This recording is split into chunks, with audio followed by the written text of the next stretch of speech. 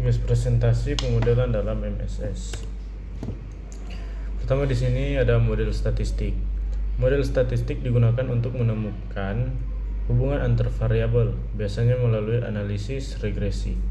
Model ini membantu membuat prediksi berdasarkan data historis dan sering sudah tersedia dalam perangkat lunak DSS. Contohnya memprediksi penjualan berdasarkan harga dan biaya iklan.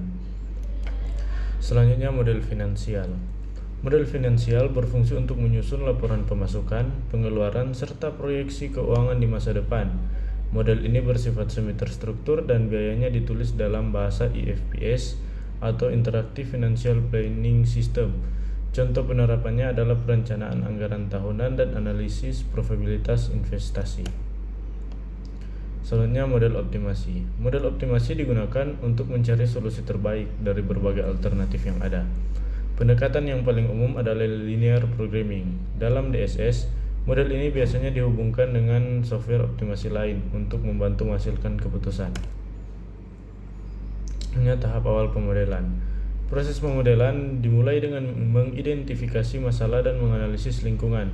Tahap ini melibatkan monitoring, scanning, serta interpretasi di situasi organisasi.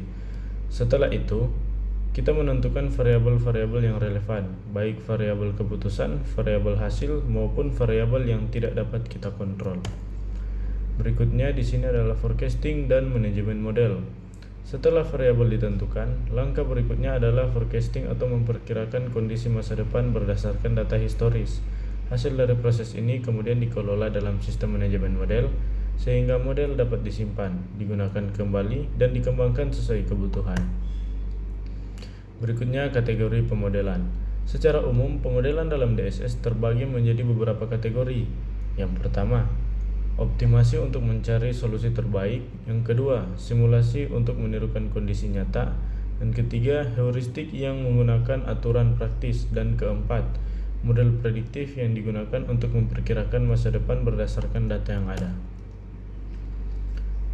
Analisis statis dan dinamis. Analisis statis dilakukan dengan melihat satu periode waktu tertentu, contohnya laporan laba rugi tahun ini.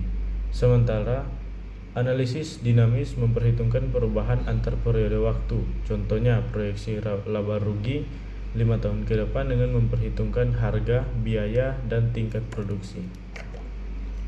Kondisi keputusan. Dalam pemodelan, keputusan dapat dibuat dalam 3 kondisi. Yang pertama, kondisi kepastian ketika hasil dari setiap alternatif sudah jelas. Kedua, kondisi ketidakpastian ketika hasil sulit diprediksi.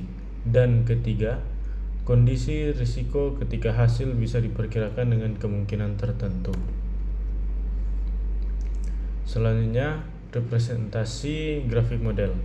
Model dapat divisualisasikan dalam bentuk grafik, biasanya kotak digunakan untuk variabel keputusan, lingkaran untuk variabel yang tidak dapat dikontrol, dan oval untuk variabel hasil.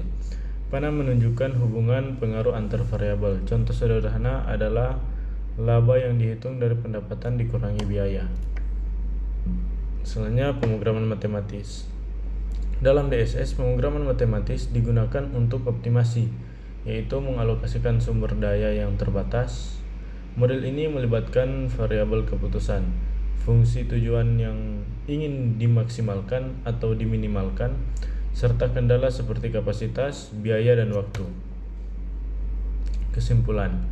Dari pembahasan ini dapat disimpulkan bahwa pemodelan adalah inti dari decision support system.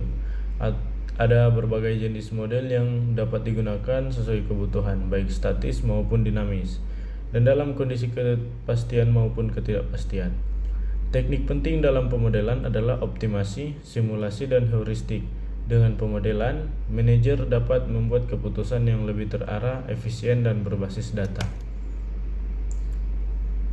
Terima kasih.